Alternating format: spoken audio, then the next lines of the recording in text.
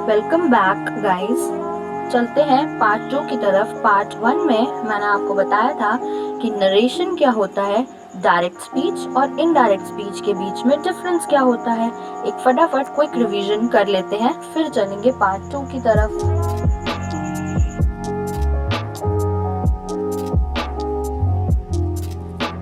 Narration मैंने आपको बताया था the act of reporting the words of the speaker, that is how you are representing the way a person or someone has spoken।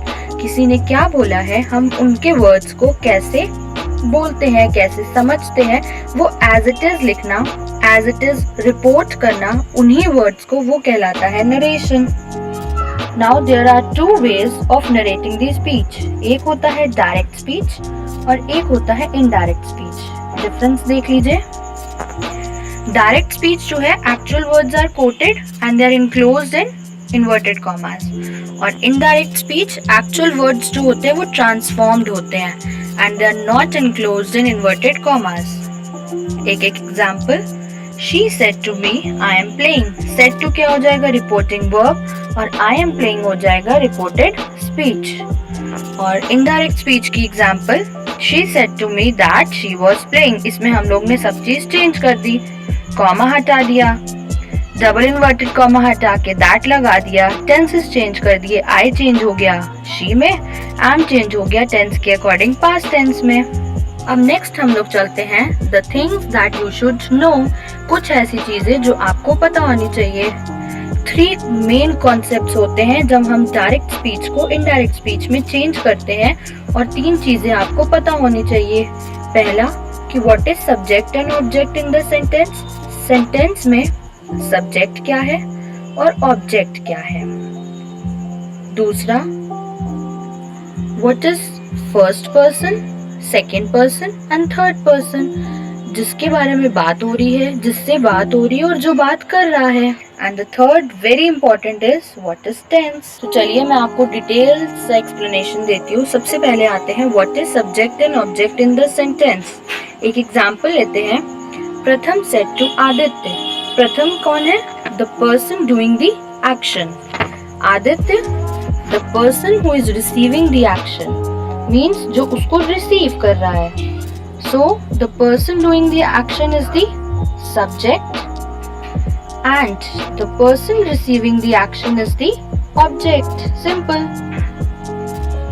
जो person कर रहा होता है, the person who is doing, वो आता है सब्जेक्ट में, और जो पर्सन रिसीव कर रहा होता है वो आता है ऑब्जेक्ट में। नाउ अब मैंने आपको बताया सेकंड थिंग है what is first person, second person and third person. 3 point of view होते हैं। एक होता है फर्स्ट पर्सन, एक होता है सेकंड पर्सन, एक होता है थर्ड पर्सन। चलिए एग्जांपल लेते हैं। एक तरफ है रवि और एक तरफ है Isha. They are in the classroom. वो क्लास में हैं and they are talking about Neha. तो रवि कौन है, Ravi is the first person who is speaking। Isha कौन है, she is the second person। Why? Because she is listening to Ravi. and Neha कौन है, Neha is the third person। Why? वो उनके बीच में प्रेजेंट नहीं है, लेकिन बात उसके बारे में हो रही है।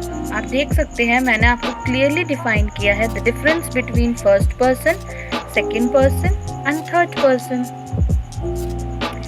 अब मैं आपको लेके चलती हूँ इसके चार्ट की तरफ, chart of first, second and third person. Have a look. First person में क्या क्या आता है, I, we, me, us, mine, my, our, ours. Second person में आता है you, your and yours. And third person में आता है he, his, him, her, hers, she, it, its. I hope आपको ये फर्स्ट, सेकंड और थर्ड पर्सन के बीच में difference exactly as it is जैसे मैंने आपको बताया आपको क्लियर हो गया होगा। Now next is tense. सबसे इम्पॉर्टेंट चीज़ है टेंस, जो कि मैंने आपको लास्ट वीडियोस में मैंने आपको बहुत अच्छे से 3 डिफरेंट पार्ट्स में टेंसेस एक्सप्लेन किए थे। What is tense? The time at which the action is performed. एक ऐसा time जब particular action जो है वो performed होता है. And if you want the revision of the tenses, मैंने description box में link दे दिए हैं. The most important thing, the steps to convert direct speech into indirect speech. There are 6 steps to convert direct speech into indirect speech. The first step is identify. You need to identify these 6 different things: subject, object, the reporting verb, the first person, second person, and the third person. The second thing is the change of reporting verb. कैसे हम reporting verb का changement करते हैं, transformation करते हैं. जो said to है वो change हो जाता है told में. said जो है वो said में ही रहता है. डिफरेंस समझिएगा. जब said to होता है तो लिखा जाता है told. जब said होता है तो लिखा जाता है said. जब say to होता है तो वो change हो जाता है tell में. जब says to होता है तो वो change हो जाता है tells में. ये चेंजमेंट तब आते हैं जब हम डायरेक्ट स्पीच को इनडायरेक्ट स्पीच में कन्वर्ट करते हैं. Third is replace inverted commas with that. तो हम लोग डायरेक्ट स्पीच को इनडायरेक्ट स्पीच में कन्वर्ट करते हैं. जो डबल इन्वर्टेड कॉमास है उसको हटा के लगा देते हैं that. Fourth point is change of pronouns. Pronouns कैसे चेंज होते हैं? The first person changes as per the subject, the second person changes as per the object, और थर्ड पर्सन में कोई भी चेंज नहीं होता. It remains unchanged. Next is point number 5 is change of tenses. Change of tenses as per the present tense. सबसे पहले present tense कैसे changement होते हैं ये मैं आपको बताती हूँ. Simple present changes into simple past. अगर हमारा सेंटेंस किस में है? सिंपल प्रेजेंट में है, so it changes into simple past. अगर सेंटेंस प्रेजेंट कॉन्टिन्यूअस में है तो वो किस में चेंज हो जाता है? पास्ट कॉन्टिन्यूअस में. मीन्स अगर आईएनजी है तो वो आईएनजी ही रहता है, बस प्रेजेंट की जगह पास्ट फॉर्म लग जाती है. अगर सेंटेंस प्रेजेंट परफेक्ट में है तो वो चेंज हो जाता है पास्ट परफेक्ट में. और अगर सेंटेंस प्रेजेंट परफेक्ट कॉन्टिन्यूअस में है तो वो चेंज हो जाता है पास्ट परफेक्ट कॉन्टिन्यूअस में. Have a look over the changes. आप इसको कहीं ना कहीं नोट डाउन जरूर करिए, क्योंकि अगर आप नोट डाउन नहीं करेंगे तो ये चीज बहुत कॉम्प्लिकेटेड और ये आपके माइंड से स्किप कर सकती है. Next comes for the past tense. If the sentence is in simple past, अगर सेंटेंस सिंपल पास्ट में है तो वो पास्ट परफेक्ट में चेंज हो जाता है. अगर सेंटेंस पास्ट कॉन्टिन्यूअस में है तो वो पास्ट परफेक्ट कॉन्टिन्यूअस में चेंज होगा. अगर सेंटेंस पास्ट परफेक्ट में है तो उसमें कोई भी चेंजमेंट नहीं होगा. एंड द लास्ट, अगर सेंटेंस पास्ट परफेक्ट कॉन्टिन्यूअस में है तो तब भी उसमें कोई भी चेंज नहीं होगा. और ये चेंजमेंट आप तभी कर सकते हैं जब आपको इन तीनों टेंसेस के 4 पार्ट्स के, मतलब टोटल 12 टेंसेस के रूल्स जो हैं वो बहुत अच्छे से याद हो. एंड फॉर द टेंसेस, मेरे चैनल की फर्स्ट वीडियो जो है, फर्स्ट सेकंड थर्ड पार्ट मैंने टेंसेस पे ही बनाई है. मैं लिंक आपको सेंड कर दूंगी डिस्क्रिप्शन बॉक्स में. आप जरूर टेंसेस देखिएगा. उसमें रूल्स वगैरह जो है प्रॉपरली मैंने मेंशन किए हैं 3 डिफरेंट पार्ट्स में. आप उसको भी नोट डाउन कर सकते हैं. Next comes for the future tense. अगर सेंटेंस में विल या शैल है तो वो रिप्लेस हो जाता है वुड या should say.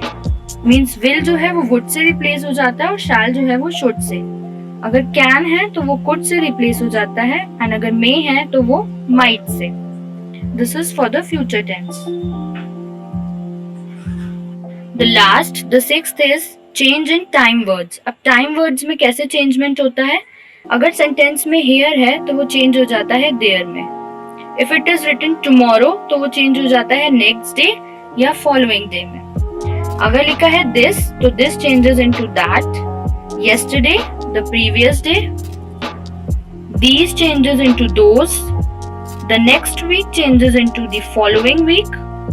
Today, that day. Now, then, tonight, that night. So these are the some words जो जब डायरेक्ट से इनडायरेक्ट स्पीच में चेंजमेंट होता है तो ये वर्ड्स में फुल चेंजमेंट हो जाता है. You have to note down these words. I hope आपको all 6 steps जो भी बहुत हेल्पफुल होते हैं, कन्वर्ट करने में हेल्पफुल के साथ साथ वो इम्पॉर्टेंट होते हैं।